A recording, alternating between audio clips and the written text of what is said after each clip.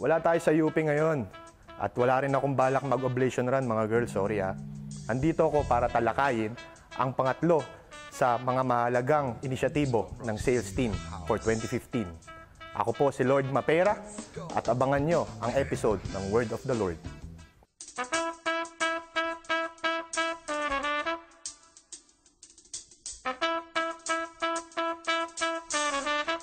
Let's go, baby. We're gonna bring it down. Come on, come on.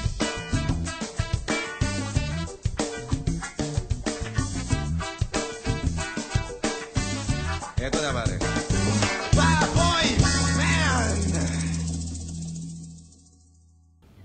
Isa pa sa mga dahilan kung bakit nawawala tayo sa direksyon ay ang mga tanong na tila hindi pinag-isipan, di ba? Oo. Tama.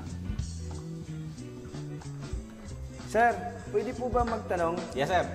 Ito po ba yung LT office? Jollibee to, sir. Welcome to Jollibee, sir. Ano po bang ano niya? Take out or dine in?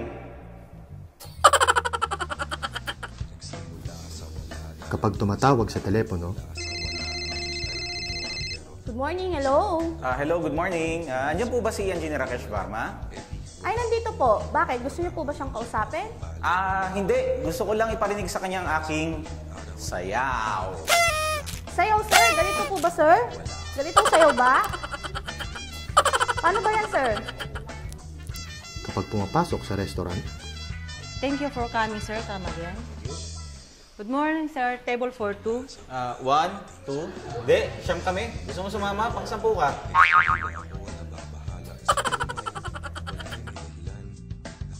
o mga walang kwentang tanong na, Pare, umuubo ka, pare. Hindi, naghihikab lang ako para maiba naman.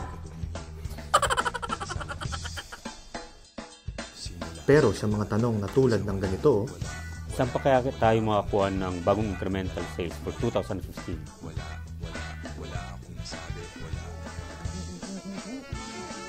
ito, hindi nauubra, hindi pinag-iisipan dito.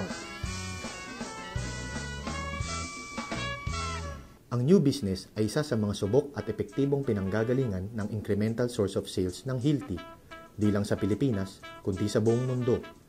At ano nga ba ang bumubuo sa tinatawag nating new business? Una, nandyan ang ating dealer network, na kung saan tinutulungan tayo nitong maabot ang ilang mga lugar na hindi na natin masyadong nako-cover, pero may mga opportunities. Pangalawa, ang ating mga Hilti centers. Ito ay isa sa mga alternatibong touchpoints na kung saan sineserbisyuhan nito ang mga new customers at gayon din ang iba pa nating mga existing customers kung saan sila ay malapit. At ang pangatlo ay ang new business segment na responsable sa mga proyekto kaugnay sa enerhiya, infrastruktura, at industriya ng pagmimina. At ito ang bumubuo sa buong sales initiatives for 2015. Sana'y may mga natutunan kayo at tumatak sa isip nyo na there's no business like new business. Ako po si Lord Mapera. Hanggang sa muli. And cut!